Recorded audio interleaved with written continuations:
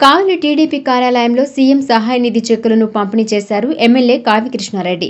ఇప్పటివరకు 1250 మంది దరఖాస్తు చేసుకోగా 921 మందికి 7,42,00,000 రూపాయల చెక్కులను అందజేశారు. కాగా నేడు 59 మందికి 15,95,000 రూపాయల చెక్కులను పంపిణీ చేశారు.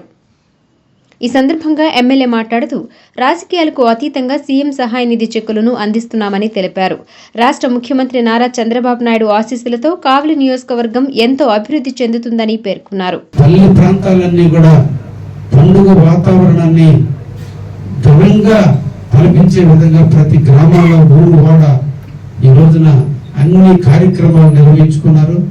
మన సంస్కృతిని మన సాంప్రదాయాలకు ఎక్కడ విఘాతం కలగకుండా ఎప్పటి నుంచో వస్తున్నటువంటి సాంప్రదాయాలన్నింటినీ గౌరవిస్తూ పల్లె ప్రాంతాల్లో ప్రజలందరూ సుఖ జీవితాన్ని గడిపే తరుణంలో పండగలప్పుడు గతంలో ఏ విధంగా అయితే 30 సంవత్సరాల కిందట 40 సంవత్సరాల కిందట సాంప్రదాయాలు ఎలా నిర్వర్తిస్తున్నారో ప్రభుత్వ చట్టాలని పక్కన పెట్టి ప్రజల మనోభావాలకు అనుగుణంగా ప్రజల ఆలోచనలకు అనుగుణంగా ప్రజలు ఏ కోరికలైతే కోరుకుంటున్నారో ఆ కోరికలన్నింటినీ కూడా తీర్చే క్రమంలో నిన్నటి సంక్రాంతి ఉత్సవాలకు రాష్ట్ర ప్రభుత్వం అన్ని విధాలుగా పోలీసు వారు కానీ మిగతా డిపార్ట్మెంట్ల వారు కానీ అన్ని విధాలుగా సహకరించి సాంప్రదాయాలన్నింటినీ గౌరవించుకుంటున్నారు. ప్రజల యొక్క మనోభావాలను గౌరవించడమే ధ్యేయంగా పెట్టుకుని ఈ రోజు శ్రీ నారా చంద్రబాబు నాయుడు గారు ముఖ్యమంత్రి గారు ఇచ్చినటువంటి ఆలోచనలతో ఎక్కడ అసాంఘిక కార్యక్రమాలు జరగకుండా చూడండి, లా అండ్ ఆర్డర్ మెయింటైన్ చేయండి,